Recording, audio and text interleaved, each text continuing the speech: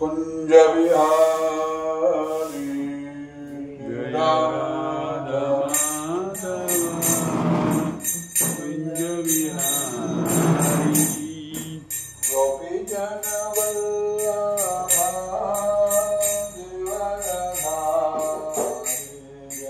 गोपी जन वल्लभा गिरिवरधारी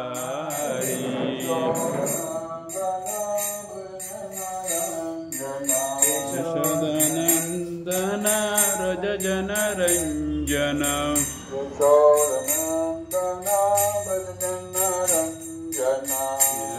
यशोदानंदन व्रज जन रंजन यमुना तीरावनचारि यमुना तीरावनचारि यमुना तीरावनचारि यमुना तीरावनचारि जय राधा माधव कुंज बिहारी जय राधा माधव कुंज बिहारी कृष्ण हरे कृष्ण कृष्ण कृष्ण हरे हरे हरे राम राम राम हरे हरे हरे पन्नेंडो श्लोकम पन्नेंडो अध्यायम पन्नेंडो श्लोकम हरे राम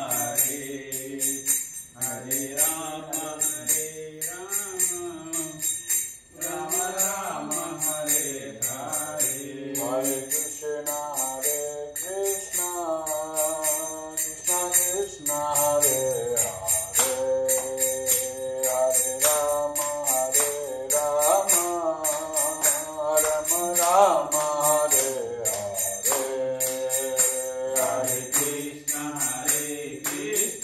कृष्ण कृष्ण हरे हरे हरे राम राम राम हरे हरे हरे कृष्ण कृष्ण कृष्ण हरे हरे हरे राम राम राम हरे हरे हरे कृष्ण कृष्ण कृष्ण हरे हरे हरे राम राम हरे जय कृष्ण बलराम कृष्ण बलराम कृष्ण बलराम जय वृंदावन धाम जय कृष्ण बलराम कृष्ण बलराम कृष्ण बलराम जय वृंदावन धाम जय राधा माधव राधा माधव राधे जय राधा माधव राधा माधव राधे जय गौरनिताय गौरनिताय गौरनिताय जय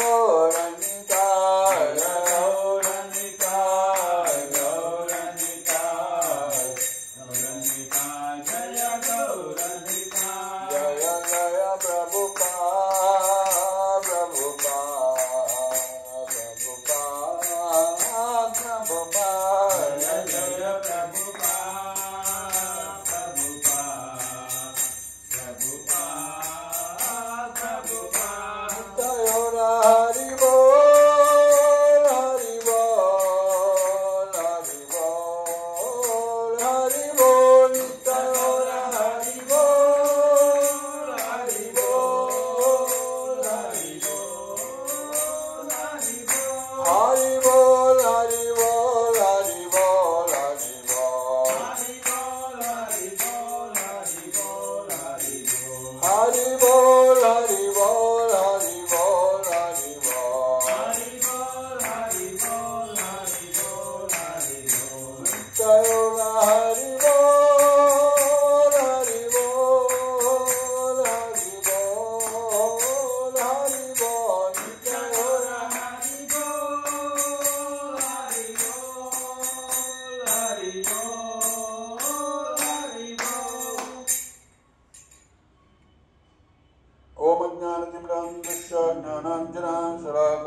चक्षुरुन्मिलितं येन तस्मै श्रीगुरवे नमः।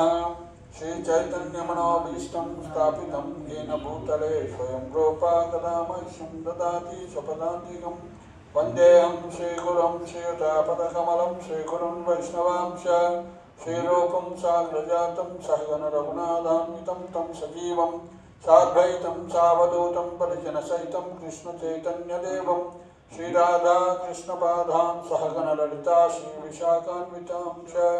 हे कृष्णा करुणा सिंधो दीनबंधो जगत्पते गोपेश गोपिका कांता राधा कांता नमोस्तुते।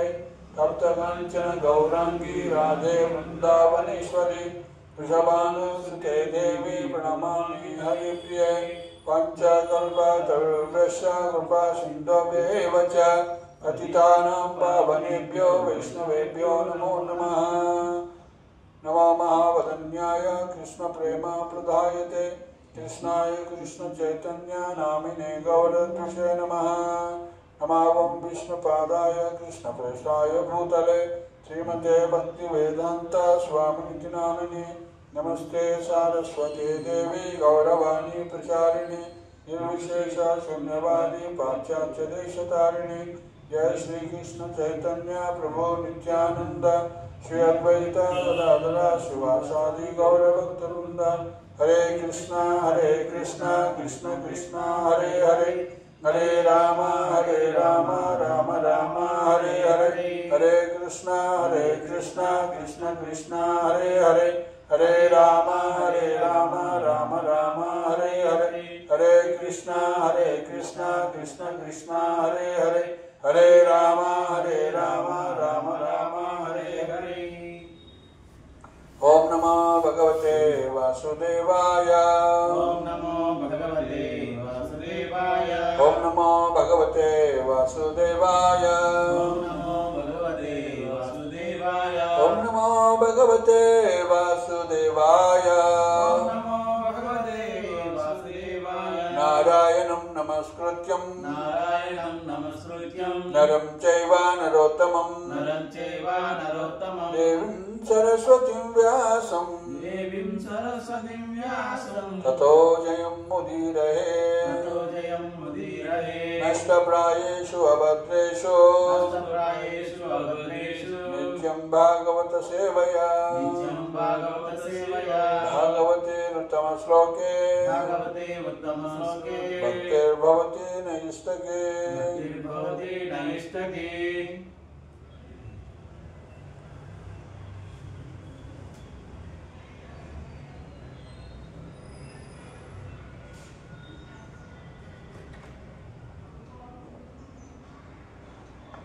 శ్రీమద్ భాగవతము ప్రథమ స్కందము 12వ అధ్యాయము. అధ్యాయం పేరు పరీక్షిత్ మహారాజు యొక్క జన్మ వృత్తాంతం, జననం. సో మనం ఈరోజు 12వ శ్లోకము ఉన్నాము, 1.12.12. సో అది చదివే ముందు మనం కొంచెం బ్యాక్గ్రౌండ్ తీసుకొని వద్దాం, ఎందుకంటే మనకి క్యాచ్అప్ ఉంటుంది ఏం జరుగుతుంది అని. సో జస్ట్ నేను శ్లోకాలు చదివి దాన్ని ట్రాన్స్లేషన్ చదువుకుంటూ వస్తాను.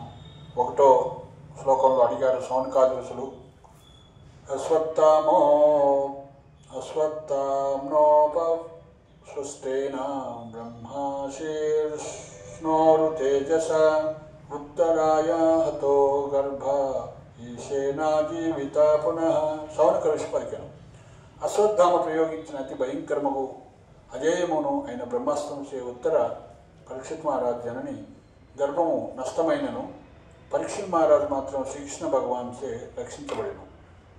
తస్య జన్మ మహాబుద్ధే కర్మాణి చ మహాత్మన నిధనం చ యదైవాసీచ్చ ప్రేత్యాగతవాన్ యథా. పరమ మేధా సంపన్నుడు గొప్ప భక్తుడును ఒక పరీక్షిత్ మహారాజు ఏ విధంగా జన్మించను, ఏ విధంగా అతని మరణం సంభవించను, మరణం పిదప అతడేమి సాధించను. తదిదం శ్రోతుమిచ్చామో వదితం యది మన్యసే బ్రూహినా శబ్దదానానాం యస్యాజ్ఞానమదాచ్యుకః. ఎవనికి సుఖదేవ గోస్వామి ఆధ్యాత్మిక జ్ఞానము వసగి ఉండెనో ఆ పరీక్షిత్ మహారాజును గురించి శ్రద్ధావంతుమై వినగోచున్నాము. కావున దయచేసి ఈ విషయంపై ప్రవశించుడు. సూతవాచ अपीपलद्धर्मराजा पितृवज्रज्ञयन् प्रजाः निःस्पृहा सर्वकामेभ्यः కృష్ణపాదానుసేవయా. శృతకోశం పలికెను. ధర్మరాజు తన పాలనలో ప్రతి ఒక్కరిని తండ్రి వలె పరిపాలించెను. శ్రీకృష్ణ భగవాన్ నిరంతర పాదపద్మ సేవల కారణమున అతడు స్వలాభాపేక్ష రహితుడై అన్ని రకముల ఇంద్రియ భోగం నుండి దూరుడై ఉండెను. సంపదా క్రతవో లోక మహిషీ భ్రాతరో మహి జంబోద్వీపాధిపత్యం చ యశశ్చాతితవం గతం.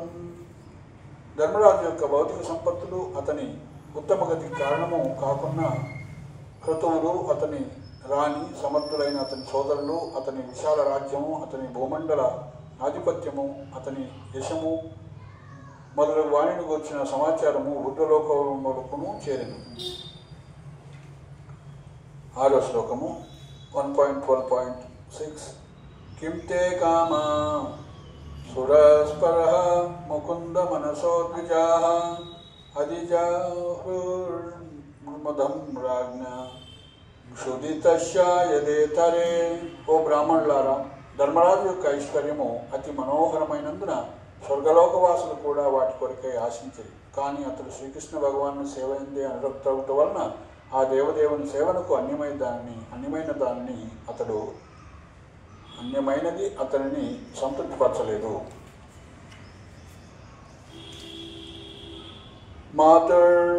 మాతుర్గర్భగతో వీరః సతదా భృగునందనః దదర్శా పురుషం కంచేత్ దశ్యమానా హస్తతేజసా. ఓ భృగునందన సౌనక, మహావీరుడైన పరీక్షిత్ మహారాజు తల్లి గర్భంలో నిలిచి అశ్వత్థామచే ప్రయోగించబడిన బ్రహ్మాస్త్రం యొక్క తేజం వలన చెందు సమయమున పరమపురుషుడు తన చెంతకు అర్పించున్నట్లుగా గాంచెను. అంగుష్టమాత్రమమలం స్ఫురటమౌలినం అపీవ్యదర్శనం శ్యామం తడిధ్యాసన సమర్చితం. భగవానుడు కేవలం అంగుష్టమాత్ర పరిమాణంలో ఉన్నను దివ్యుడై కనబడెను. అతడు మిగుల సుందరమును శ్యామలవర్ణమును అచ్యుతుడును అగు దేహమును కలిగి ఉన్నట్లు మెరుపు వంటి పీతవస్త్రమును తేజోమయమైన సువర్ణ కిరీటమును దాల్చినట్లుగాను ఆ బాలుడు పరమాత్మను దర్శించెను. శ్రీమద్దీర్ఘ చతుర్బాహం తాప్త కాంచన కుండలం క్షతజాక్షం గదాపానిం ఆత్మనా సర్వతో దిశం పరిభ్రమంతమూల్కాభాం భ్రామయంతం గదాం మోహో. భగవానుడు చతుర్బాహువులను తాప్తకాంచన కన్న కుండలమును రక్తారుణ క్రోధ నయనములను కలిగి ఉండెను. అతడు అటు ఇటు చరించుచుండగా అతని గద ఉల్కవలే అతని చుట్టూ నిరంతరము పరిభ్రమించను. హస్తతేజ స్వగదయా నిహారమివ గోపతి విదమంతం సన్నికర్షే పరైక్షతాక ఇత్యసౌ. సూర్యుడు మంచు తెరను నశింపజేయు రీతి భగవానుడు ఆ విధంగా బ్రహ్మాస్త్ర తేజమును నశింపజేయట్లో నియుక్తుడు కాగా బాలుడు అతనిని గాంచి అతడు ఎవరై ఉండునా అని ఆలోచించను. విదూయ తదమేయాత్మ భగవాన్ ధర్మగోభ్యుభో మిషతో దశమాసస్య తత్రైవాంతర్దధే హరి. ఆ విధంగా శిశువు వీక్షించుండగా ప్రతి వారి హృదయమందరి పరమాత్ముడు ధర్మాత్ముల రక్షకుడును సమస్త దిక్కుల్లో వ్యాపించిన వాడును దేశకాలాతీతుడును అగు ఆ పరమ పురుషోత్తముడు శ్రీకృష్ణ భగవానుడు క్షణములో అదృశ్యమయ్యను. సో ఈరోజు శ్లోకము తతః అటు పిమ్మట సర్వములైన గుణ శుభ సూచకములు ఉదర్కే క్రమంగా వికసించగా స అనుకూలముగా గ్రహోదయే గ్రహ ప్రభావము జజ్జే జన్మించను వంశధర వంశవారసుడు పాండో పాండురాజు యొక్క భూజ కలిగిన పాండు ఇవ పాండురాజు వంటి ఓజస తేజమును తత సర్వగుణోదర్కే తత సర్వగుణోదర్కే తత సర్వగుణోదర్కే సానుకూల గ్రహోదయే సానుకూల గ్రహోదయే సానుకూల గ్రహోదయే జజ్జే వంశధర పాండోర్ జజ్జే పాండోధర వంశోర్ జజ్జే వంశధర పాండోర్ జజ్జే వంశధర పాండో భూయ ఇవ ఓజస భూయ పాండోరివ ఓజస జజ్జే వంశధర ఒకరి వరకు ఒక బ్రేక్ పాండోర్ జజ్జే వంశధర పాండోర్ భూయ పాండోర్ రివోజ్ జజ్జే వంశధర పాండోర్ భూయ పాండోరివౌజస తత సర్వగుణోదర్కే సానుకూల గ్రహోదయే జజ్జే వంశధర పాండోర్ భూయ పాండోరివౌజస తత సర్వగుణోదర్కే సానుకూల గ్రహోదయే జజ్జే వంశధర పాండోర్ భూయ పాండురివౌజస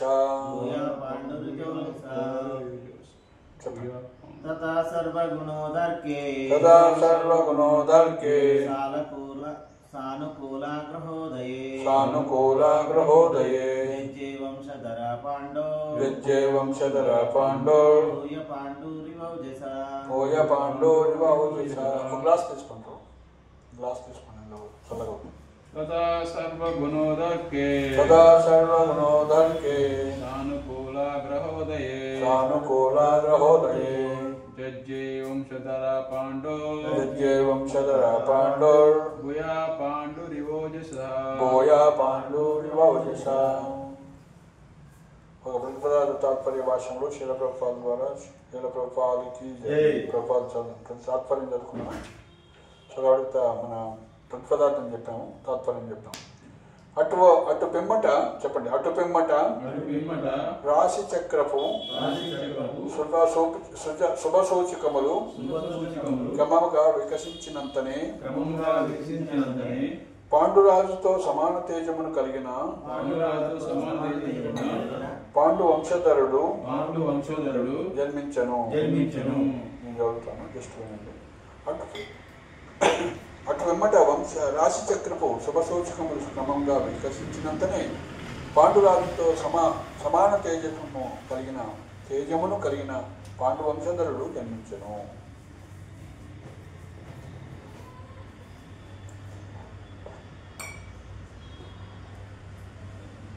భాష్యం. శ్రీమద్ భాగవత ముందు ధ్రువపరచబడినట్లు జీవునిపై గ్రహ ప్రభావం అన్నది సత్యమే గాని ఊహాత్మకం కాదు. దేశ ప్రభావంచే పౌరుడు నిగ్రహింపబడే రీతి ప్రకృతి నియమములచే ప్రతి జీవుడు అనుక్షణము నిగ్రహింపబడుచుండును. రాజ్యాంగ నియమములన్నవి స్థూలముగా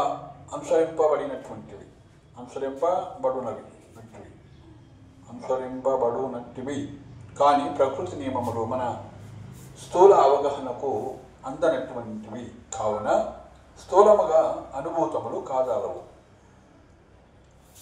ప్రతి కర్మయు మనకు బంధనము కలగజేయు ఫలములనే సృష్టించుననియు మరియు యజ్ఞార్థమే విష్ణువులకే కర్మను వనరించవలెనని వర్ణించువారు తత్కర్మ ఫలములచే బంధితులు కాలనియు భగవద్గీత 3:9 యందు తెలుపుచున్నది.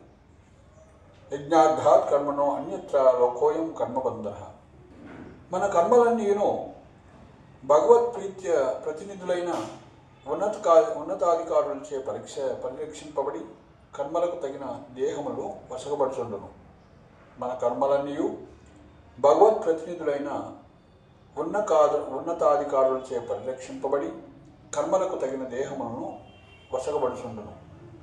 అతి సూక్ష్మమైన ప్రకృతి నియమముల వలన మన దేహమునందరి ప్రతి భాగము తత్సంబంధిత నక్షత్ర ప్రభావమునకు లోనై ఉండును.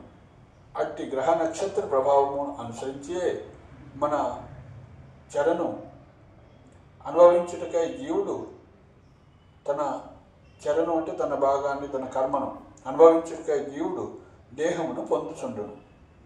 కనుకనే మానవుని భవిష్యత్తు జన్మ నక్షత్రములను బట్టి ధ్రువపరపబడి నిష్ణాతుడైన జ్యోతిష్కునిచే జాతకము తయారు చేయబడుచుండును.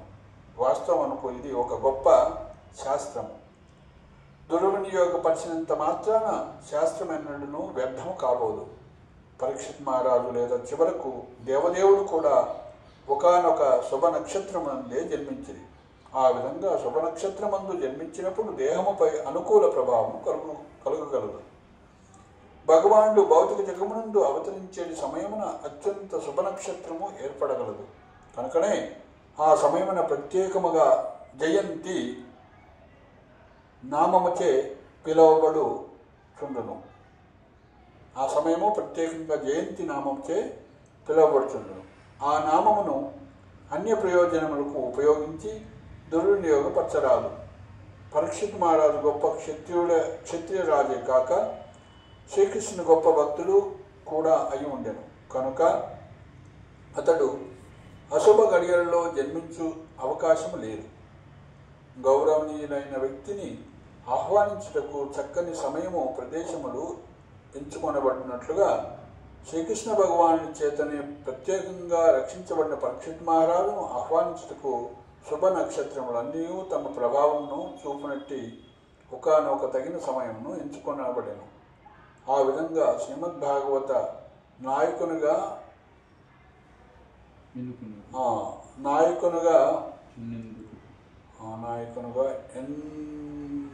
ఎంచుటకు నాయకుడిగా పొందుటకు పరీక్షిత్ మహారాజు జన్మించును. అట్టి గ్రహ నక్షత్రముల అనుకూల అమరిక మానవ సంకల్పంచే కలుగునట్టిది కాదు. అది కేవలం భగవానుని ప్రతినిధుల అత్యున్నత ఏర్పాటు అయి ఉన్నది. జీవుల పుణ్య పాప కర్మలను అనుసరించే అట్టి ఏర్పాటు జరుగుతున్నది. జీవుడు చేసినటువంటి పుణ్యకర్మల అవసరము ఇచ్చటనే కలుగుతున్నది. కేవలము పుణ్యకర్మల ద్వారానే జీవుడు అధిక ధనమును, చక్కని విద్యను, సౌందర్యమును పొందగలడు. కనుకనే సనాతన ధర్మము నందు మానవుడి నిత్యధర్మము తెలుపబడిన సంస్కార కర్మలు శుభ నక్షత్ర ప్రభావం నుండి లాభమును పొందుటకు అనుగుణమైన వాతావరణమును కలుగజేయుటకు తగినవై ఉన్నవి. కనుకనే ఉన్నత వర్గముల వారికి ఉద్దేశించబడిన గర్భధాన సంస్కారము మానవ సంగమునందు పుణ్యాత్ములను మేధాసంపన్నులను పొందుటకు అది పుణ్యకర్మయ్యి ఉన్నది. అటువంటి పుణ్యాత్ములు సాధు జీవనుల కారణములనే ప్రపంచమున శాంతి సౌభాగ్యములు నెలకొనగలవు. అవాంఛితులైనట్టి మైదున భోగరత అసాధు ప్రజా సమూహాల వలనే ప్రపంచము నరకము సంక్షోభము నెలకొని ఉన్నది. అవాంఛితులైనట్టి మైదున భోగరత అసాధు ప్రజా సమూహము వలననే ప్రపంచమున నరకము సంక్షోభము నెలకొని ఉన్నది. హరే కృష్ణ కృష్ణ కృష్ణ హరే హరే, హరే రామ రామ రామ హరే హరే.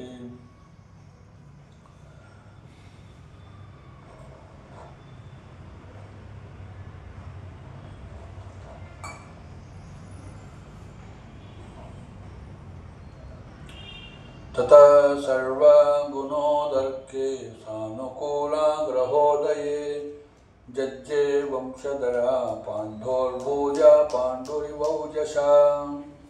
సో ఇక్కడ పరీక్షిత్ మహారాజు జన్మించినప్పుడు ఉన్నటువంటి వాతావరణం గురించి, ఉన్నటువంటి నక్షత్రాలు ఎలా ఉన్నాయి, సానుకూలంగా ఎలా ఉన్నాయి, గ్రహాలన్నీ కూడా ఎలా అనుకూలించాయి, ఇవన్నీ కూడా చెప్తున్నారు.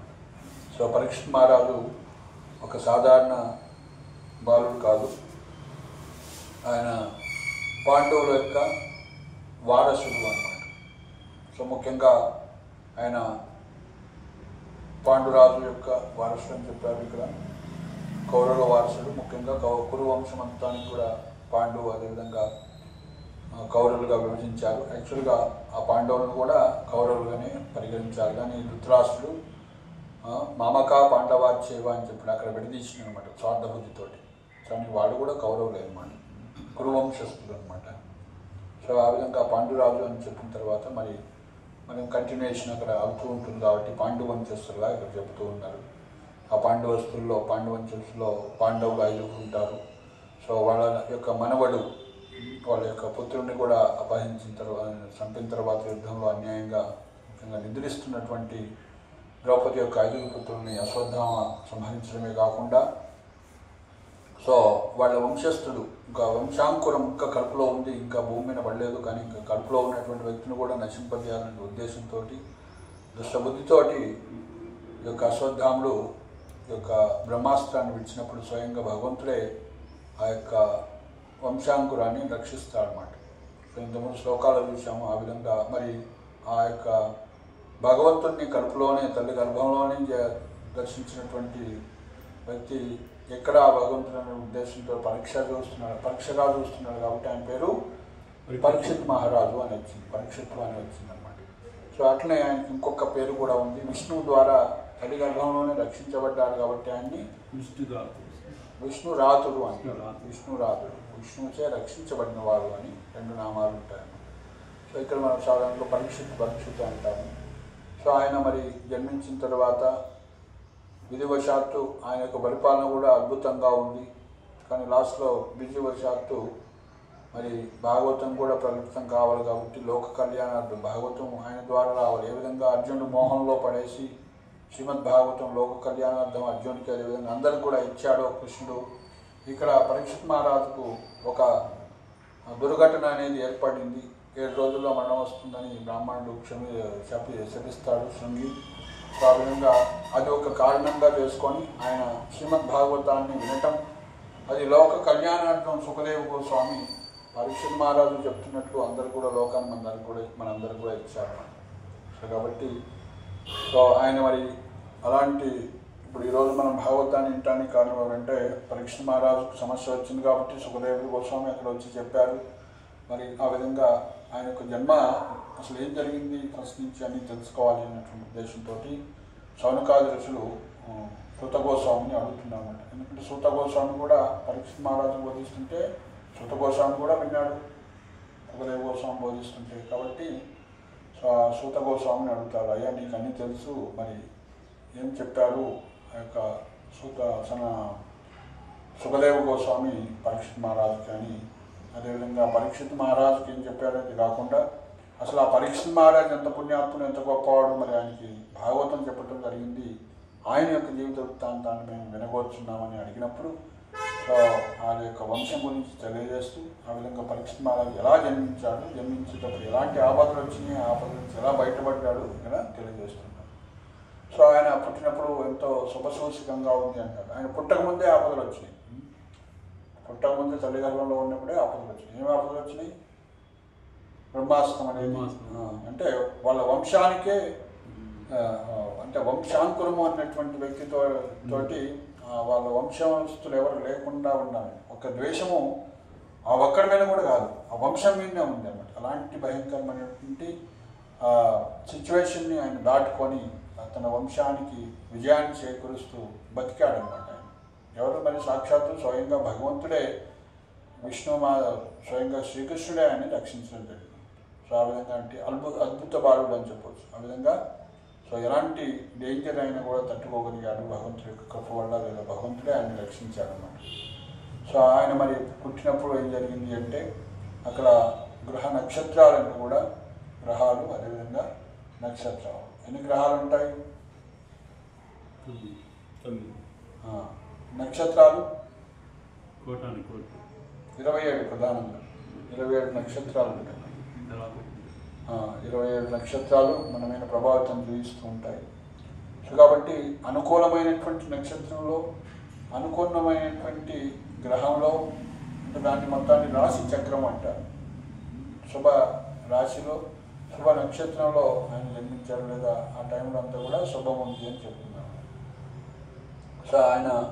సో ఇక్కడ ప్రభుపాద వారు ఏం చూపిస్తుందంటే ఇదంతా కూడా బోటకం కాదు, లేకుంటే జస్ట్ కొట్టిపడేసేది కాదు. గ్రహాలు, నక్షత్రాలు ఇవన్నీ కూడా మన జీవితాన్ని ప్రభావితం చేస్తాయి అనేది, సో అది వాస్తవం అని ప్రభుపాద వారు ఇక్కడ చెప్తున్నారు. అది జ్యోతిష్య శాస్త్రము అంటారు. ఏమంటారు? ఇంగ్లీష్లో ఆస్ట్రాలజీ అంటారు. సో కాబట్టి ఈ గ్రహాలు అన్నీ కూడా సో మనని నియంత్రించడం కోసం డైరెక్ట్ భగవంతుడు నియంత్రించడం అన్నీ ఏం చేస్తాడు? మయధ్యక్షేణ ప్రకృతి స్వయతే సచరాచరం, నా యొక్క ప్రకృతి అధ్యక్షత. ఆ ప్రకృతి ముఖ్యంగా ఇక్కడ తన ప్రతినిధులైనటువంటి ఈ యొక్క గ్రహాల ద్వారా భగవంతుడు కంట్రోల్ చేస్తూ ఉంటాడు అన్నమాట. సో ఏంటి ఆ గ్రహాలు? 9 గ్రహాల పేర్లు చెప్పండి. 7 వారాలు ఉన్నాయి, అవి కూడా 7 గ్రహాలే. ఇంకా 27 నక్షత్రాలు ఉంటాయి కదా, శని, రోహిణి, నక్షత్రాలు 27, కృత్తిక, భరణి, కంచాలు. అక్కడ అవి ఉంటాయి, తీసుకుంటారు. బుక్స్ ఉంటాయి కదా, నిలబెట్టి ఉంటాయి చూడండి, వాస్తవాన్ని ఉంటాయి. అవి మీరు చెప్పే నక్షత్రాలు, గ్రహాలు 7 వారాలు గంటల పంచాంగం అని ఉంటుంది చూడండి, తీసుకోండి. 2-3 ఉంటాయి, తీసుకోండి. 7 గ్రహాలు కాదు, 7 యాక్చువల్గా సోమ, మంగళ, బుధ, గురువు ఇవన్నీ గ్రహాలే. రవి అంటే రవి గ్రహము, ఆదివారం. సోమ గ్రహము, మంగళ గ్రహము, బుధ గ్రహము, గురు గ్రహము, శుక్ర గ్రహము, శని గ్రహము, ఈ 7 వాళ్ళు అధిపతులు అన్నమాట. వాళ్ళకి అధికారం ఇచ్చిన తర్వాత, అమృతాన్ని తాగిన తర్వాత వీళ్ళు రాహు వస్తారు కదా, రాహు వచ్చి కూడా అమృతాన్ని తాగితే భగవంతుడు ఆయన శిరస్సు ఖండిస్తే 2 అయిపోయింది. కేతు కూడా అయింది, అంటే రాహు తలకాయ మొండెం. సో రాహు కేతులు అయ్యారు. మొత్తం వాళ్ళకు కూడా అధికారం ఇచ్చారు, ఇక దేవతలు తప్పలేదన్నమాట. సో రాహు కేతులు కూడా అధికారం ఇచ్చారు. ఈ 9 మంది భగవంతుడు ప్రతినిధులుగా ప్రతి జీవుడి మీద ప్రభావితం చూపుతూ ఉంటారు. సో కాబట్టి గ్రహమండలంలో రాహుకేతులు కూడా ఉంటారు. అందుకే రాహు ప్రభావం వచ్చినప్పుడు కష్టాలు పెడతారని అంటారు కదా. మళ్ళీ శని గ్రహం వచ్చినప్పుడు వాళ్ళు శని పట్టింది అంటారు కదా, ఇలా అన్నమాట. రాహు కేతులు కూడా. సో గురువు గ్రహం అనేది ఇట్లా 9 గ్రహాలు అన్నమాట. ఈ 9 గ్రహాలు మన జీవుల్ని నియంత్రిస్తూ ఉంటాయి. సో నక్షత్రాలు, ఒక్కొక్క గ్రహంలో ఎన్ని నక్షత్రాలు ఉంటాయి? 27/9 ఎంత వస్తాయి? 3 నక్షత్రాలు వస్తాయి. ఒక్కొక్క గ్రహానికి, ఒక్కొక్క నక్షత్ర రాశిలో, ఒక్కొక్క గ్రహానికి 3 నక్షత్రాలు వస్తాయి అన్నమాట. దీన్ని కుండలి అంటారు. ఇట్లా వేస్తారు కదా చక్రం. సో గురువు, కుజ, రాహు, చంద్ర, శని, కుజ, బుధ, గురు, శుక్ర, శని, రాహు, కేతు. అదే 9 గ్రహాలు తెలిసినాము.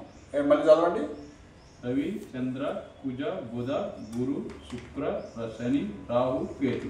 మళ్ళీ స్లోగా. రవి అంటే సూర్యుడు, చంద్ర అంటే సోమవారం, సోమ అంటే సూర్యుడు, సోమ అంటే చంద్రుడు, రవి, చంద్ర. దెన్ మంగళాన్ని కుజ అంటారు.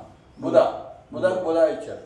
గురు అంటే గురువు ఇచ్చింది. శుక్రకి శుక్ర ఉంది, శనికి శని ఉంది, తర్వాత రాహు, కేతు.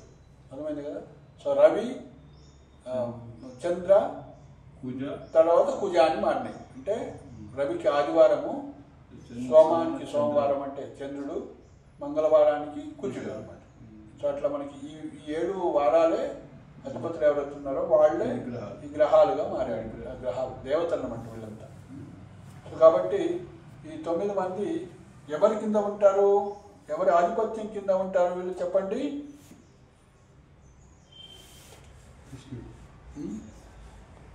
హరే కృష్ణ. మనం అన్నిటికీ ఆన్సర్ హరే కృష్ణ అని చెప్పాలి. అంతే, కృష్ణుడే అల్టిమేట్ అది ఆన్సర్.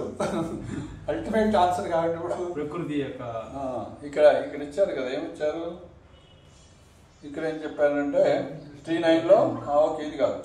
సో వీళ్ళు ముగ్గురు బ్రహ్మ విష్ణు మహేశ్వరుడు త్రిమూర్తుల యొక్క అండర్లో ఉంటారు అన్నమాట. మరి ఆ త్రిమూర్తులు ఎవరి అండర్లో ఉంటారు?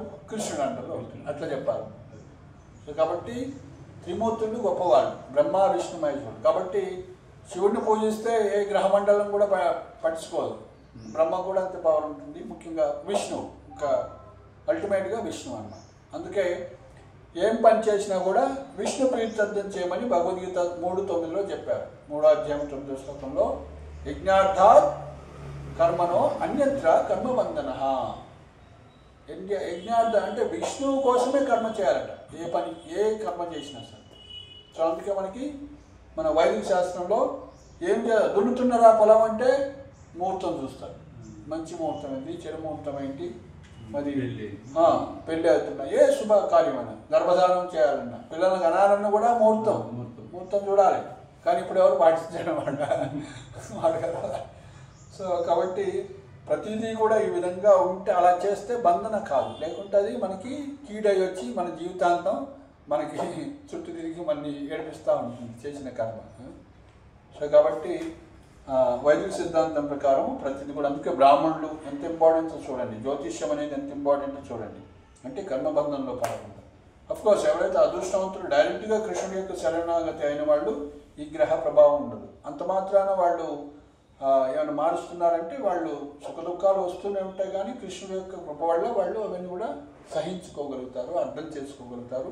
తమ దైవ అంటే భౌతిక విషయాలు కాకుండా ఆధ్యాత్మిక కర్మల్లో ఆధ్యాత్మిక జీవితాన్ని ముందు తీసుకెళ్తూ ఉంటారు. ఓకే, మనకి ఎంత పుణ్యం ఉండాలి, ఎంత పాపం ఉండాలి, ఎంత విద్య ఉండాలి, ఇవన్నీ కూడా ముందే నిర్ణయించబడి మనం ప్రీవియస్ కర్మ ప్రకారం. సో ఇప్పుడు మనం శరణాగతి అయినాం కాబట్టి, పూర్వజన్మలు శరణాగతి కాలేదు కదా, ఇప్పుడు శరణాగతి అయినాం కాబట్టి ఇప్పటి నుంచి 0 కర్మ. అదే మనం గురువుకు శరణాగతాయం, కృష్ణుడికి శరణాగతాయం కాబట్టి ఆ పాత కర్మను కూడా కృష్ణుడు తీసేస్తాడు. సర్వధర్మాన్ని పఠించేదే మామేకం శరణం అహం తం సర్వ పాపేభ్యో. చూడండి, డైరెక్ట్ కృష్ణుడు కర్మ కూడా అంటారు, పాపమే అంటున్నాడు. నీకంతా పాపమే ఉంది, పాపం ఉంది కాబట్టి శరీరాలు పొందినాం మనం, పాపాత్మలు అనమాట, ఎవడు కూడా పుణ్యాత్మ. సో కాబట్టి అఫ్కోర్స్ కృష్ణ చైతన్యంలోకి వచ్చిన తర్వాత పుణ్యమున్నా పాపం ఉన్నా తీసేయాల్సి వస్తుంది. ఎందుకంటే మనం కృష్ణుడు ఏది చెప్తే అదే చేయాల్సి వస్తుంది అనమాట. మళ్ళీ ఎందుకంటే ఆ పుణ్యము ఎవరికైనా దానం చేసాం 10 రూపాయలు, పుణ్యం వచ్చేసింది నీకు, నువ్వు కానీ భక్తులైతే ఉద్దేశం ఏంటి, త్యక్త్వాదేహం పునర్జన్మ అయితే అన్నాడు గోలకం వాళ్ళు. కానీ ఆ 10 రూపాయల పుణ్యాన్ని నువ్వు తీసుకోవాలంటే ఏం చేయాలి, మళ్ళీ జన్మించాలి. ఈ 10 రూపాయలు కానీ ముందు మనం జన్మించాలి. సో కాబట్టి ఎవరైనా చేసేటప్పుడు ఆ దానం కూడా ఎలా చేయాలి, కృష్ణార్పణంగా చేయాలి. అయ్యా కృష్ణుడికి ఇస్తున్నాను, కృష్ణ సేవలో ఇస్తున్నాను. అందుకే మనం ఎవరికైనా 10 రూపాయలు ఇచ్చేటప్పుడు ఆలోచించాలి, వాడు తాగింది అనుకోపోయి మనకు బ్యాడ్ కర్మ, వాడు తప్పుడు పని చేసినా కూడా మనకు వస్తుంది. అందుకే 70 ఎవరికి కూడా ఇవ్వకుండా అంటారు. ముఖ్యంగా వస్త్రం కానీ, అన్నం కానీ, ఇట్లాంటి ఆహారం కానీ ఇవ్వచ్చు. సో చాలా కేర్ఫుల్గా ఉండాలి. కాబట్టి దానం పాత్ర ఎవడు తీసుకుంటున్నాడు, సరైనటువంటి అర్హుడు అంటే బ్రాహ్మణుడికి ఇస్తే ఎంతో 10 రెట్లు లేకుంటే 100 రెట్ల ఫలితం వస్తుందంట. అట్లా ఇంకా వైష్ణవుడికి ఇస్తే ఇంకా 1000 రెట్ల ఫలితం వస్తుంది. సద్వైష్ణవు సద్బ్రాహ్మణుడికి ఇస్తే లేకుంటే సాధారణ బ్రాహ్మణుడికి ఇస్తే ఎంత ఫలితం అని ఉంటుంది, ఒక సద్బ్రాహ్మణుడికి ఇస్తే ఎంత ఫలితం అని ఉంటుంది, లేకుంటే శాస్త్రం తెలిసిన బ్రాహ్మణుడికి ఇస్తే ఇంకా ఎంత ఫలితం అని, వైష్ణవుడైన బ్రాహ్మణుడికి ఇస్తే ఎంత ఫలితం వస్తుందని ఇట్లా ఉంటుందన్నమాట. సో కాబట్టి ఒక మంచి కార్యానికి యొక్క దానం చేసినట్లయితే దానికి అనంతమైనటువంటి ఫలితం వస్తుంది, అనంత గుణాల ఫలితం. సో కాబట్టి అందుకే మనం ఈ అమావాస్య, అదేవిధంగా చంద్రగ్రహణం, సూర్యగ్రహణం వచ్చినప్పుడు అందరూ వచ్చి పాపం బ్రాహ్మణుడికి బియ్యము పప్పులు అన్నీ ఇస్తూ ఉంటారు అన్నమాట. సో అందువల్ల వాళ్ళ కర్మను తగ్గించుకోవడానికి ఆ బ్రాహ్మణుడు స్వీకరించి మరి ఆ బ్రాహ్మణుడు భోగించాల్సి వస్తుంది ఆ కర్మ.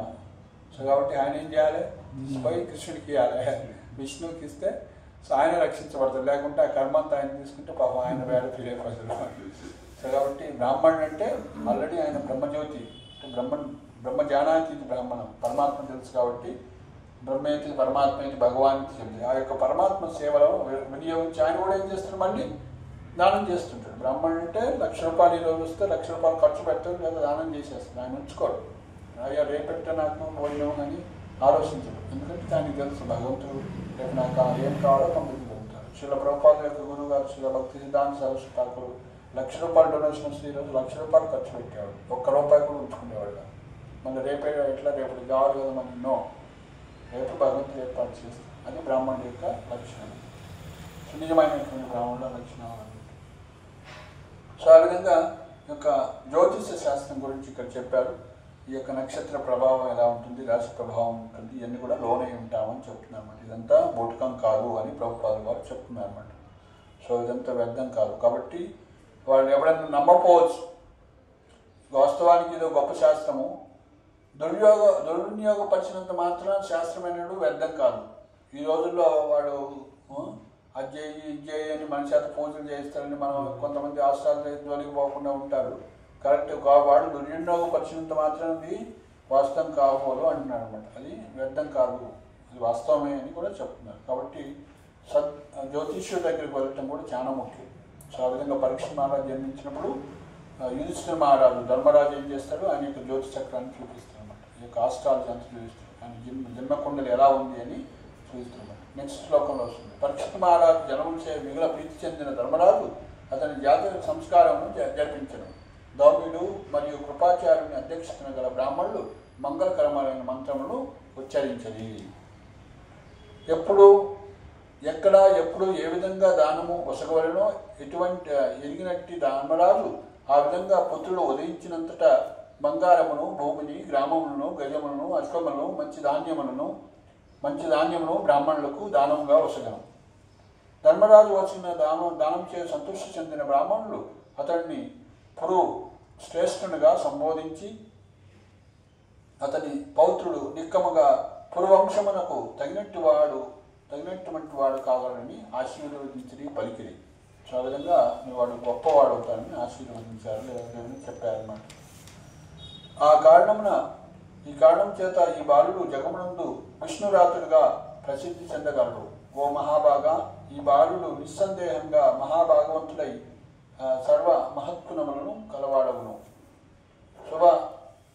శుభగుణపూర్ణుడైన ధర్మరాజు ప్రశ్నించను, ఓ మహాత్ములారా, ఈ ఉన్నత రాజవంశమునందు ఉద్భవించిన ఇతరుల వలె ఈ బాలుడును రాజర్షియు పేరు చేతనే పుణ్యాత్ముడును తన కార్యసిద్ధిచే యశోవంతుడు మరియు కీర్తివంతుడు కాగలడా అని ప్రశ్నించాడు మన తాతగారు.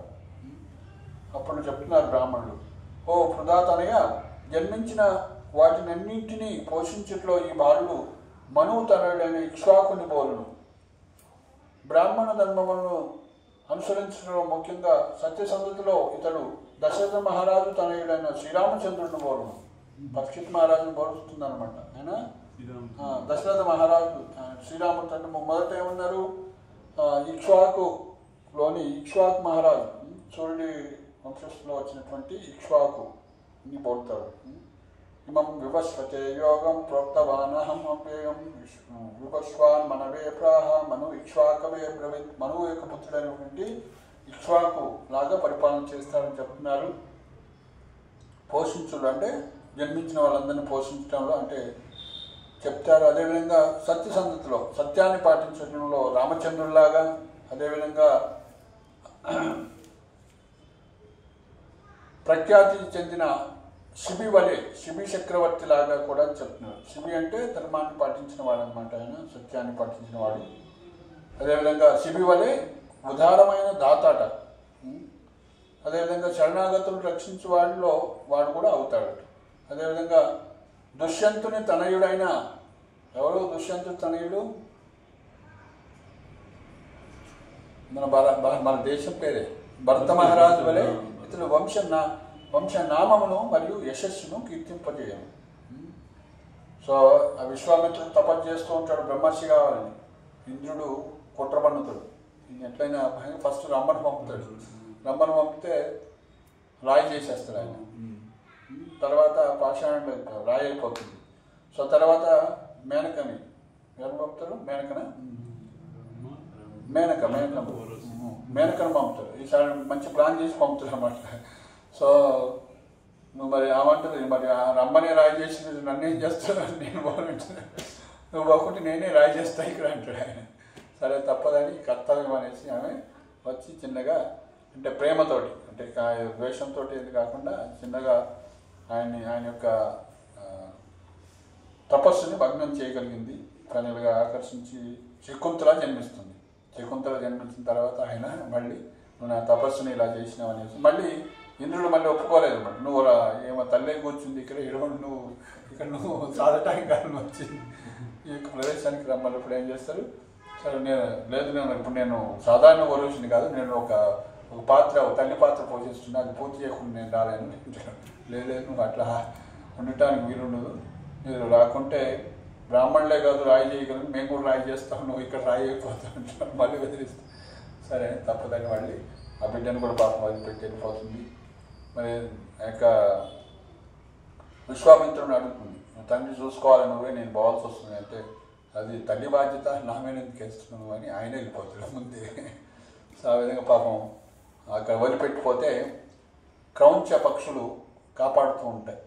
సో కాబట్టి శకుంత పక్షులు అంటారు, క్రౌంచ పక్షులు కాపాడుతుంటే అక్కడ ఋషి చూసి కాపాడి ఏం చేస్తారు, సో ఆమెకి శకుంతల అని పేరు పెడతారనమాట. ఆ విధంగా కన్వ మహాముని యొక్క ఆశ్రమంలో ఆమె పెరుగుతుంటుంది అనమాట. సో పెరిగిన తర్వాత ఒకసారి వేటకు వచ్చినప్పుడు దుష్యంతుడు ఆమెను చూడటం, ముఖ్యంగా ఈ కన్వముని యొక్క ఆశ్రమంకి వచ్చినప్పుడు దుష్యంతుడు ఆయన కలవటానికి వస్తాడు తన రాజ్యంలో ఉన్నటువంటి ఆ ఋషిని.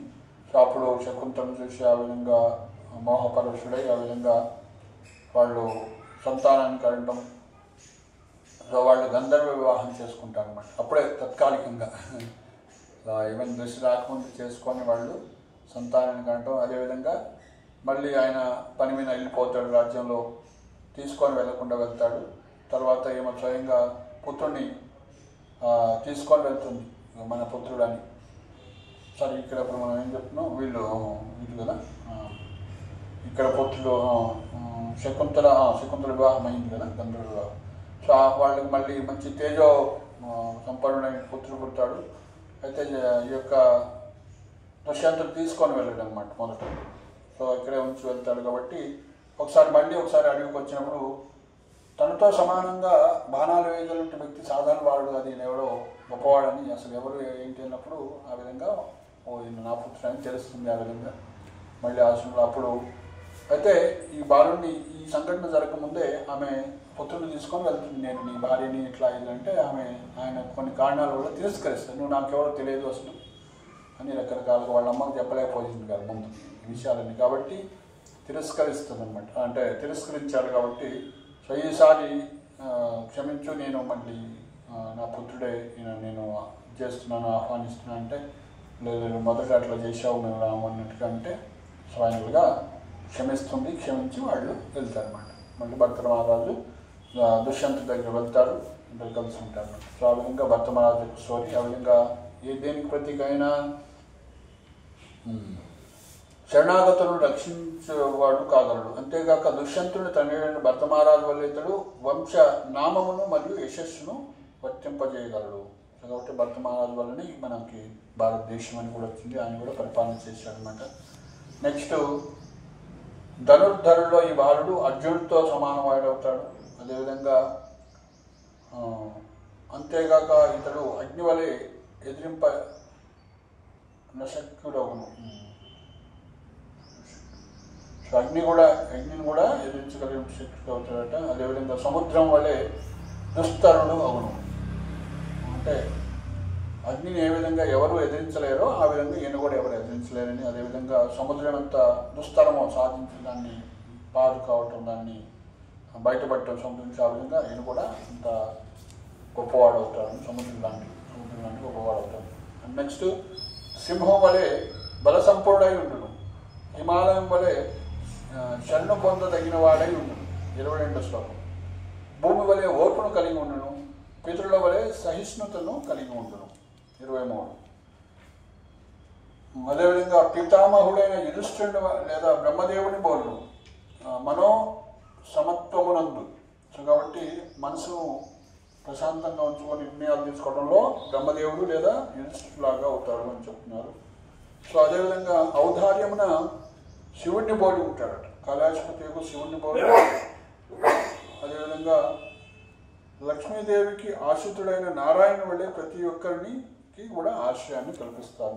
కాబట్టి అందరి లక్షణాలు శుభ లక్షణాలు అన్నీ కూడా కలవు. అదేవిధంగా శ్రీకృష్ణుని అడుగుజాడల్ని అనుసరించుతూ ఈ బాలుడు దేవదేవునితో దాదాపు సమానుడు కాగలడు. ఉదార స్వభావంలో రంతిదేవుని అంత గనుడు కాగల ఇతడు ధర్మమునందు యయాతి మహారాజును బోరును. సో ధైర్యమునందు ఈ బాలుడు బలి మహారాజును బోరును. ప్రహ్లాదుని వల్లే గొప్ప కృష్ణ భక్తుడవు. చూడండి, ప్రహ్లాదుని ఇక్కడ కృష్ణ భక్తుడు ప్రభుపాదు. ధృత్యా బలి సమ కృష్ణే ప్రహ్లాద ఇవ సద్గ్రహ. ప్రభుపాదు రాయట్లే, శ్రీమద్ భాగవతం చెప్తుంది. మనం వాళ్ళు ఇస్కాన్ వాళ్ళే కృష్ణ కృష్ణలో రాసులే చెప్తున్నారు. ప్రహ్లాదుడు ఎవరి భక్తుడా అంటే కృష్ణ భక్తుడు. ఇక్కడ ఇంత స్పష్టంగా ఉంది. కృష్ణ అంటే అన్ని అవతారాలు అని అర్థం అనమాట. వీళ్ళు అర్థం చేసుకోవాలి. కృష్ణే ప్రహ్లాద ఇవ సద్గహ. నెక్స్ట్, పెక్కు అశ్వమేధములు గల నుంచి వృద్ధులను అనుభవజ్ఞులను అనుసరించును. సో కాబట్టి అనేక యజ్ఞాలు కూడా చేస్తారు అని చెప్తున్నారు. సో రాజర్షులైన వారికి ఈ బాలుడు కన్న తండ్రి లాంటి వాడు. అందరికీ కూడా రాజులకే, రాజర్షులైన వారికి కూడా కన్న తండ్రి లాంటి వాడు అన్నమాట. ప్రపంచ శాంతి కొరకు, ధర్మ రక్షణ కొరకు ఇద్దరు ఉత్సవాలను కలిగించువాడను, కలహప్రాయులను దండించువాడు. ప్రపంచ శాంతి కొరకు మరియు ధర్మ రక్షణ కొరకు ఇతడు ఉత్పాతం కలిగించువాడను, కలహప్రియులను దండించువాడు. కాబట్టి దండించడంలో కూడా గొప్పవాడు ఉంటాడు. నెక్స్ట్, బ్రాహ్మణ బాలుచే పంపబడిన తక్షకుని కాటు ద్వారా సంభవింపనున్న తన మృత్యు వార్తను విని ఇతడు ముక్త సంగుడై దేవదేవుడని శ్రీకృష్ణుని శరణ పొందగలడని చిన్నప్పుడే చెప్పారు ఆయన భవిష్యత్తు. ఆయన స్పష్టంగా చెప్పారు. బ్రాహ్మణ బాలుడు అనేసి తక్షకుని కాటు అని చెప్పారు. ఇంత స్పష్టంగా ఉంది మన యొక్క జ్యోతిష్య శాస్త్రం. సరి అయిన ఆత్మజ్ఞానమును గూర్చి గొప్ప తత్వవేత్త అయిన వ్యాససూతుని ప్రశ్నించిన పిదప ఇతడు సమస్త భౌతిక సాంగత్యమును త్యజించి అభయత్వమును సాధించును. ఆ విధంగా వ్యాససూతుడు అంటే సుఖదేవు గాస్వామిని గడుస్తాడని ముందే చెప్పారు. ఆయన నుంచి భాగవతాన్ని విని అభయత్వాన్ని పొందుతాడు అని చెప్తున్నాడు. ఈ విధంగా జ్యోతిష్య శాస్త్రమందు జన్మోత్సవము నిర్వహించుటయందు నిష్ణాతులైన వారు బాలుని భవిష్యత్ చరిత్రను గురించి ధర్మరాజుకు ఉపదేశించింది. పిదప విరివిగా దానములను పొందిన వారందరూ తమ తమ గృహములకు వెళ్ళిరి. సో ఈ విధంగా హరే కృష్ణ కృష్ణ కృష్ణ హరే హరే, హరే రామ రామ రామ హరే. సో మనం ఇక్కడ చూసామన్నమాట. జ్యోతిష్ శాస్త్రం అనేది ఒక మూఢకం కాదు, అది సత్యము. సో కాబట్టి ఎవరైతే ఈ శాస్త్రాన్ని సరిగా ఉపయోగించుకొని భగవంతుడికి శరణాగతి కావటానికి అవకాశంగా మలుచుకొని సో జీవితంలో వచ్చినటువంటి ఆపదలను జయిస్తూ అంటే కృష్ణుడికి శరణాగతి అయ్యి ఆ విధంగా వాటి నుంచి బయటపడటం అనేది ఉత్తమం అన్నమాట. సో ఇది కూడా కాన్కాక్షన్ కాదు, ఊహాత్మకమైనది ఏం కాదు, ఇదంతా వాస్తవమని ప్రభుపాద వారు ఇక్కడ చెప్తున్నారు అన్నమాట. సో మనం కూడా మన జీవితంలో సుఖ దుఃఖాలు ఉంటాయి. అదేవిధంగా వీటినన్నింటిని కూడా మరి కృష్ణ చైతన్యవంతులు అయినట్లయితే వాటిని అన్నింటి కూడా మనం సమర్థవంతంగా ఎదుర్కోగలుగుతాం అన్నమాట. అందుకే మనం ఎప్పుడు కూడా ఆలోచించుకోవాలి. విపదలు వచ్చినట్లయితే ఇక్కడ పరీక్షిత్ మహారాజు ఏ విధంగా భగవంతుని శరణాగతి కావటానికి ఉపయోగించుకున్నాడో సో మనం కూడా వచ్చేటువంటి failures are the stepping stones అంటారన్నమాట. మన జీవితంలో జరిగినటువంటి ఎదురు దెబ్బలే వాటిని అన్నింటినీ ఏ విధంగా కృష్ణ చైతన్యానికి అనుకూలము అని మనం ఆలోచించాలి. విదురుడిని ఎలగొట్టేస్తారు అక్కడ రాజ్యసభ నుంచి. నువ్వు అట్లాంటి వాడు ఇట్లాంటి వాడిని దుర్యోధనుడు మాటలు అనేసి అంటే భలే ఛాన్స్ అని వ్యక్తిగత పోతాను. నన్ను ఎప్పటి నుంచో పట్టుకున్నారు ఇక్కడ రాజ్యాలు. ఎప్పుడు నన్ను ఇక్కడ ఆ పని ఈ పని అన్నీ ఎప్పుడు పోతాను వచ్చేటువంటి సమస్యలు అయ్యాను అనుకొని ఏం చేస్తాడు, మంచి ఛాన్స్ అనుకొని ఆయన తీర్థయాత్రలు పోతున్నాడు. ప్లస్ ఇలాంటి పాపుల యొక్క యుద్ధంలో నేను పాల్గొనడం కూడా మంచిది కాదు. అది కాక ఈ వీళ్ళ సైడ్ నేను కానీ భీష్ముడు మీరందరూ పాపం తప్పించుకోలేకపోతుంది. భీష్ముడు కృపాచార్య వీళ్ళంతా. సో కాబట్టి మహాత్ములకి భక్తులకి ఎప్పుడు కూడా విపదలుగా ఉండవు. అవన్నీ కూడా కృష్ణ చైతన్యం చేయటానికి అవకాశంగా మార్చుకున్నారు. ప్రభుపాదుల వారు కూడా తన బిజినెస్ అంతా కూడా డీలా పడిపోతే కృష్ణుడు సో మొత్తం నాకున్నదంతా అహంకారం గర్వం తీసేసిండు, ఇంకా మంచిగా కృష్ణుడు శరణాగతి కావటానికి మంచి అవకాశం ఇచ్చారు అని అనుకున్నారు. సో కాబట్టి మనకి ఏమైనా కూడా సో కృష్ణుడు శరణాగతి కావటానికి అనుకూలంగా మనం ధనవంతులమైన ఇంకా ధనం ఇచ్చింది అనుకో, కృష్ణుడు ఏం చేయాలి? ఆ ధనాన్ని కృష్ణ చైతన్యంలో వినియోగించాలి, లేకుంటే మనకి ఇంకా సో అందుకే చైతన్య వారు నా ధనం నా జనం నా సుందరి ఇప్పుడు మనుషులు వచ్చిందనుకో జనాలు, సో వాళ్ళని నిస్వార్థంగా మనం కృష్ణ చైతన్యం కృష్ణ సేవలు ఇచ్చి వాళ్ళని చేయాలి. ధనం జనం సుందర్యం. సో స్త్రీలు వచ్చినట్లయితే వాళ్ళు కూడా కృష్ణ భక్తిలో కృష్ణ సేవలో వినియోగించాలి. ఈ విధంగా సో ప్రతిదీ కూడా కృష్ణ చైతన్యంలో ఉపయోగించినట్లయితే ప్రభుపాదులాగా మనకి ఏమి బంధనాలు ఉండవు. లేకుంటే ఇది నేను కష్టపడితే వచ్చింది, నాకు కీర్తి వచ్చింది, నా ప్రతిష్ట నాది అనుకున్నట్టే అహం మమేత్లో ఉన్నట్లయితే మాయలో ఉన్నట్లయితే అవన్నీ కూడా మాయ వెంటబడి చేస్తూనే ఉంటుంది. ఇది నా యొక్క పర్యవేక్షణ నుంచి దాటిపోతుందని మాయ బంధన వేస్తూనే ఉంటుంది అనమాట. సో దాన్ని మనం ప్రయత్నించాలన్నమాట. నేను ఎప్పుడు హంబుల్గా ఉండి కృష్ణుడి శరణాగతి అవుతుంటే సో కృష్ణుడు ఆ యొక్క మాయని దూరం చేస్తాడు అన్నమాట. గుణమయ్య మా దైవీయేష గుణమయ్యి మమ మాయ దురత్యయ మామేవయ్య ప్రపద్యంతే మాయా మితం తరంతే. సో కాబట్టి భగవంతుడికి ఎప్పుడు మనం శరణాగతి భావంతో ప్రార్థన చేస్తూ రక్షించమని బ్రహ్మదేవుడే స్వయంగా చతుశ్లోకి భాగవతంలో చెప్తారన్నమాట. నేను ఇంత సృష్టి చేస్తున్నాను, నాకు అహంకారం వచ్చే ప్రమాదం ఉంటుంది. స్వామి నాకు ఎలాంటి అహంకారం రాకుండా నీవే కాపాడాలి అని అంటారన్నమాట. అభయత్వాన్ని ప్రసాదించండి అని వేడుకుంటాడు. సో ఆ విధంగా నీ యొక్క ఆధ్యాత్మిక భౌతిక రూపాలు ఏంటని మొదటి ప్రశ్న అడుగుతాడు. తర్వాత నీ యొక్క శక్తుల గురించి, ఆయన శక్తులు భగవంతుడి యొక్క శక్తుల గురించి అడుగుతాడు. మూడోది ఆ శక్తులతో నువ్వు ఎలా ఈ రాజ్యాన్ని సృష్టిని అంతా కూడా నడిపిస్తున్నావు, అదేవిధంగా శక్తులతో నువ్వు ఎలా ఆడుకుంటున్నావు అని అడుగుతాడు. How you are playing with your energies.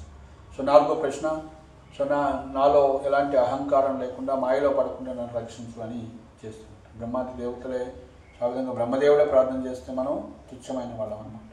కాబట్టి మనం నిత్యం కూడా భగవంతుడికి దాసులమై వినయ విధేయతల్ని కలిగి ఉంటూ ముందుకు వెళ్ళాల్సి వస్తుంది. లేకుంటే ఎప్పుడైనా మాయ క్యాప్చర్ చేస్తుంది అన్నమాట. అందుకే గురువు మాటలు వింటూ ప్రభుపాద యొక్క లెక్చర్స్ వింటూ రిపీటెడ్గా మన యొక్క గురువు యొక్క మాటలు, అదే ప్రభుపాద యొక్క మాటలు వింటూ శాస్త్రాన్ని చదువుతూ శాస్త్ర వచనాలని మనం వింటూ బోధిస్తూ ఆ విధంగా నిత్యం కృష్ణ చైతన్యంలో నిమగ్నమై ఉంటే తప్ప మాయ ఎప్పుడు మనని క్యాప్చర్ చేయడానికి ప్రయత్నిస్తూనే ఉంటుంది అన్నమాట. కానీ ఎప్పుడైతే ఉన్నత రుచి వస్తుందో కృష్ణ చైతన్యంలో మనం సో ఇవన్నీ మాయని తుచ్చంగా భావిస్తాం అన్నమాట. ధర్మార్థ కామ మోక్షాలే తుచ్చంగా అవుతాయి. మాయను దాటమని ఈజీ అవుతుంది. సముద్రాన్ని దాటడం ఎవరి వల్ల తరం కాదు, కానీ ఎవరి తరం అవుతుంది మరి? కృష్ణ పాదాలని ఆశ్రయించిన వాళ్ళకి. అంటే ఆ బోటు పాదాశ్రయం, పాదం అనేటువంటి బోట్ ఉన్నట్లయితే ఈజీగా దాటచ్చు. లేదా ఇంకొక విధంగా చెప్తారు, ఈ యొక్క ఆవు గిట్టెతో సమానంగా అవుతాయట. సముద్రం అంతా కూడా ఆవు గిట్టెలోని నీటిలాగా అవుతుంది. అంటే దాన్ని దాటడం ఈజీ, సులభం అంటారు. అంటే భగవంతుడి యొక్క పాదాలను ఆశ్రయించినటువంటి యొక్క భక్తిని, వివిధ భక్తిని మనం చేయాలి. సో మనం ఈ విధంగా మరి కర్మ అని కాకుండా ఎప్పుడైతే మనం శ్రవణ కీర్తనాల మీద ఆసక్తి వచ్చే వరకు మన యొక్క ధర్మం, మనం వర్ణాశ్రమ ధర్మాన్ని పాటిస్తూ ఎప్పుడైతే తావత్ కర్మాని కుర్వీత యావత్ నిర్దేశ, సో ఎక్కడి వరకు అయితే మనకు శ్రవణ కీర్తనాల మీద ఆసక్తి రాదో అప్పటి వరకు మనం ఈ యొక్క మన కర్మ చేస్తూనే ఉండాలి. మనకి ప్రిస్క్రైబ్ డ్యూటీస్ అవుతున్నాయి చేస్తున్నాం. కానీ ఎప్పుడైతే మనం పూర్తిగా నవేద భక్తిలో నిమగ్నం అవుతాము, శ్రవణం కీర్తనం విష్ణు స్మరణం పాదసేవనం అర్చనం దాస్యం సాఖ్యం ఆత్మనివేదం, సో అప్పుడు మనం ప్రత్యేకంగా ఎలాంటి కర్మ చేయాల్సిన అవసరం లేదు. అన్నీ భగవత్ కర్మలే చేస్తాం. భగవంతుడి కోసం మాట్లాడతాం, భగవంతుడి కోసం భగవంతుడి కథలనే వింటాం, శ్రవణం కీర్తనం విష్ణు స్మరణం ఆయన స్మరిస్తాం, పాదసేవనం ఆయన్ని సేవ చేస్తూ ఉంటాం, అర్చనం పూజ చేస్తూ ఉంటాం, దాస్యం అన్ని ఆయనకే సేవలు చేస్తాం, సాఖ్యం దాసులుగా ఉంటాం. ఇదే విధంగా ఫ్రెండ్ కృష్ణుడినే నిజమైన స్నేహితుడిగా ఉంచుకుంటాం. సాఖ్యం ఆత్మనివేదం పూర్తిగా మొత్తం కూడా శరణాగతి అయి ఉంటాం. సో ఈ విధంగా అలా చేసేవాళ్ళు ఎలాంటి భౌతిక కర్మలు వర్ణాశ్రమాన్ని పాటించాల్సిన అవసరం లేదు. ఒకవేళ పాటిస్తే ఆదర్శంగా చూపించడం కోసం, సమాజానికి ఆదర్శాన్ని నెలకొల్పడం కోసం పాటిస్తారు. అంటే బ్రాహ్మణుడుగా యాక్ట్ చేయటాన్ని వర్ణాశ్రమం అంటారు. క్షత్రుడు డ్యూటీని కంటిన్యూ చేయటాన్ని వర్ణాశ్రమం అంటారు. సో ఎప్పుడు క్షత్రుడిగా లేకుంటే రిటైర్ కావచ్చు ఎప్పుడంటే శాస్త్రం అంతా చెప్తుంది పంచోస్వార్థం వనం రజత్ 50 వచ్చిన తర్వాత నువ్వు రిటైర్గా వానప్రస్థం తీసుకున్నాను కూడా, లేదా ఇప్పుడు మోడర్న్ లైఫ్లో 60 వచ్చిన దాకా కూడా నువ్వు ఇంకా 60 దాటిన తర్వాత కూడా నేను ఇంకా ఇంట్లోనే ఉంటాను, నేను బంధనంలో ఉంటాను. మన కైలాష్ స్టోరీ లాగా, కైలాష్ తెలుసా? కైలాష్ స్టోరీ, కైలాష్ ఒకసారి ఉంటాడు, నారదముని వస్తాడు కైలాష్ దగ్గర, కష్టాల్లో ఉంటాడు. నారదముని సజెషన్ చేస్తాడు, మంచిగా అది చేస్తాడు.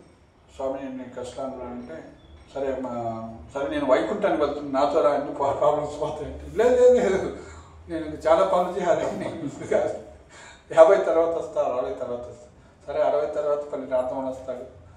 సో కైలాష్ వారి అన్నీ అయిపోయినాయి, మీ అబ్బాయిలు పెళ్ళిళ్ళు అయిపోయినాయి, అంత మంచుకున్నారా, అంత బాగున్నాను, మరి ఇప్పుడు నేను పోతున్నాను వైకుంఠాన్ని నాతో. లేదు స్వామి మా అబ్బాయిలు పెళ్లి చేశారు కానీ వీళ్ళు ఆస్తులు పట్టాలి బట్టి వాళ్ళు సరిగ్గా తెలియదు, చూసుకోవాలి, నేను వాళ్ళ సంపదలను నేనే కాపాడాలి అని అంటే. సో తర్వాత కొన్ని రోజుల తర్వాత మళ్ళీ వస్తాడు. సో ఆ విధంగా ఈసారి కైలాసం లేడు పాపం. వచ్చేసరికి కైలాసుడు సరే నార్మల్ వెళ్ళిపోయింది, ఏమైపోయింది అనేసి పోతా ఉంటే పొలంలో అంటుంటాడు, పాము అయిపోయి వచ్చిందన్నమాట. ఏంటి కైలాసం ఇక్కడ ఉంటుందంటే ఈ పొలం వాళ్ళకి పొలం నేను చూసుకోవడం రాదు, నేనే కాపాడుతున్నాను, జంతువులు వస్తున్నాయి. అరే ఎప్పటికైనా సిగ్గు తెచ్చుకొని రావాయా నాతోటి, నేను పోతున్నాను తీసుకెళ్తాను. లేదు నేను వీళ్ళని వదిలిపెట్టి రాలేదు, నేను సంపదలన్నీ వదిలిపెట్టి రాలేదు. సరే అనేసి సో అప్పుడు ఏం చేస్తారంటే ఇక ఈయనకి ఇట్లా సిగ్గు రాదనేసి మీ పొలంలో ఫామ్ ఉందని వాళ్ళ పిల్లలకి చెప్తే వచ్చి వాళ్ళ తీసుకుంటారు. సో అప్పుడు ముందు ఏర్పాటు చేస్తారు. సో కాబట్టి సో మనం ఏంటంటే బంధనాలు ఆసక్తి ఒకదానికోటి పెంచుకుంటాం అన్నమాట. సో కాబట్టి మనం అవకాశం వచ్చినప్పుడు వైరాగ్యం పంచోస్వర్ణం వనం రజేదని ప్రభుత్వాలు చెప్తున్నారు. ఎందుకంటే ఎప్పుడైనా మనం మృత్యు రావచ్చు. నాకు 69 తర్వాత వస్తుంది, 99 సంవత్సరాల తర్వాత మృత్యు వస్తుంది అని ఈ రోజు నా లాస్ట్ డే అనుకొని భగవంతుడు నాకు ఈరోజు ఇది ఇచ్చారు, ఓకే నేను ఏ ఆశ్రమంలో ఉన్నా కూడా ముందుకు వెళ్ళాలి భక్తులు అనేటువంటి భక్తిని అన్కండిషనల్గా ప్రయత్నించాలి. మనం ప్రయత్నించాలి. అప్పుడు గురువు యొక్క కృప వల్ల, వైష్ణవుల యొక్క కృప వల్ల దాంట్లోకి మనం ఆ స్థితిలోకి రాగలుగుతాం అన్నమాట. లేకుంటే జీవితాంతం బై ఛాన్స్ మిస్ అయినట్లయితే 84 లక్షల యోనుల్లో మళ్ళీ ఇప్పుడు అఫ్కోర్స్ ఎవరైతే కృష్ణ చైతన్యాన్ని స్వీకరించిన వాడు మానవుడు అవుతాడు. సో లేకుంటే అలా కాకుండా కార్మిగా చనిపోయినట్లయితే ఖచ్చితంగా మన కర్మ ప్రకారం ఏ యోనికి పోతాం మనం ప్రకృతి యొక్క నిర్ణయిస్తుంది, మన చేతిలో ఉండదన్నమాట. సో కాబట్టి అలాంటి డేంజర్ నుంచి మనం బయటపడాలంటే నిత్యము యొక్క భాగవతాన్ని రోజుకు ఒక అధ్యాయం చదవండి. హరే కృష్ణ కృష్ణ కృష్ణ హరే హరే, హరే రామ హరే రామ. ఓకే, గీతా జయంతి చెప్పమంటారా? హరే కృష్ణ. సో మనం 1వ తారీఖు రేపు డిసెంబర్ 1వ తారీఖు గీతా జయంతి నిర్వహించుకుంటున్నాము. గీతా పారాయణ యజ్ఞం అంటాము. అంటే భగవద్గీత శ్రీకృష్ణుడు బోధించినటువంటి రోజు అనమాట. అది మోక్షద ఏకాదశి. ఎల్లుండి మనకి సోమవారం 1వ తారీఖు డిసెంబర్ 1వ తారీఖు. సో ఖమ్మం ఇస్కాన్ వారి తరఫున మనం ఎక్కడ చేస్తున్నామంటే శ్రీ సర్కిల్ అని ఉంటుంది.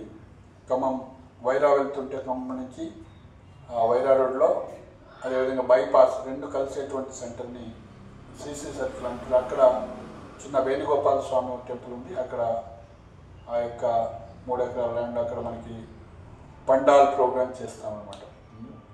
సో మార్నింగ్ 10 గంటల నుంచి 2 గంటల వరకు, 10 గంటల నుంచి భజన కార్యక్రమాలు, తర్వాత 11 గంటల నుంచి 1 గంట వరకు మనము అందరం భగవంతుడు చెప్పినటువంటి అన్ని శ్లోకాలు చదువుతామన్నమాట. భగవద్గీతలో ఉన్నటువంటి 700 శ్లోకాలు పఠనం చేస్తాము. సో మీకు కూడా చదవకాశం, మీరు కూడా చదివేటువంటి అవకాశం. సో మీరు భయపడుతుండొచ్చు, అయ్యో ఈ శ్లోకాలన్నీ తిరిగితే మనకి చదువుతుండొచ్చు, కానీ ఎవరికి చదువుతున్నారో వాళ్ళని ఫాలో చేస్తే సరిపోతుంది. సో ఆ విధంగా శ్లోకాలన్నీ చదవటం వల్ల ఎంతో శుభం చేకూరుతుంది అన్నమాట, యజ్ఞం అన్నమాట అది. సో అలా చేసిన తర్వాత హారతి ఉంటుంది. భగవంతుడికి హారతి తర్వాత వచ్చిన వాళ్ళందరూ కూడా ఏకాదశి ప్రసాదం అన్నదానం లాగా ఉంటుంది. సో అదేవిధంగా ఆ రోజు మీరు భగవద్గీతను లేకున్నట్లయితే భగవద్గీత కొనుక్కోవచ్చు. ఇంకా 10 మంది మీకు తెలిసిన వాళ్ళకి ఈ పుస్తకాన్ని అందించవచ్చు. కాబట్టి ఆ రోజు ఈ శాస్త్ర దానం చేసినట్లయితే ఎంతో పుణ్యఫలం అన్నమాట.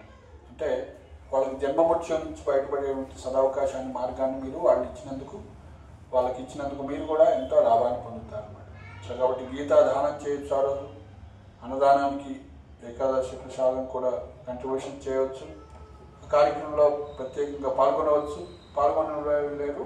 పాల్గొనలేని వాళ్ళు సో ఈ విధంగా పుస్తకాలు ఇవన్నీ కూడా స్పాన్సర్ చేయొచ్చు, లేకుంటే ప్రసాదం స్పాన్సర్ చేయొచ్చు.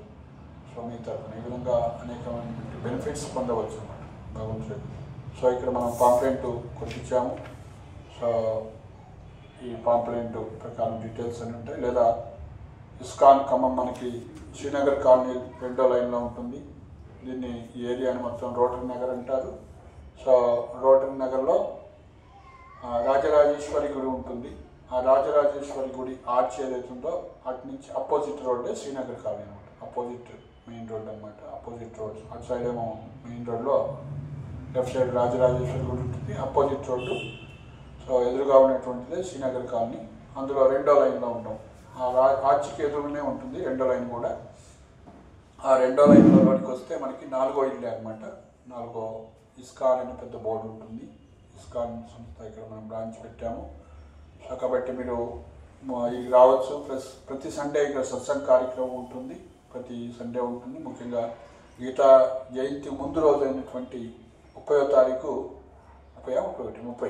30వ తారీఖు సండే వస్తుంది కాబట్టి ఆ రోజు మీరు రావచ్చు. కొత్త వాళ్ళు ఎవరైనా తెలియని వాళ్ళు సో ఆ రోజు పార్టిసిపేట్ చేయొచ్చు. మళ్ళీ నెక్స్ట్ డే గీతా జయంతికి సోమవారం వస్తుంది. గీతా జయంతి రోజు కూడా పార్టిసిపేట్ చేయొచ్చు. సో ప్రతి ఆదివారం కూడా సత్సంగానికి రావచ్చు అన్నమాట. హరే కృష్ణ. శ్రీల ప్రభుపాదకి జై. గౌరవతుందకి గౌరవ ప్రేమానందే. హరే రామ హరే కృష్ణ హరే కృష్ణ కృష్ణ హరే హరే హరే రామ రామ రామ హరే హరే. హరే కృష్ణ కృష్ణ కృష్ణ హరే హరే హరే రామ రామ హరే హరే.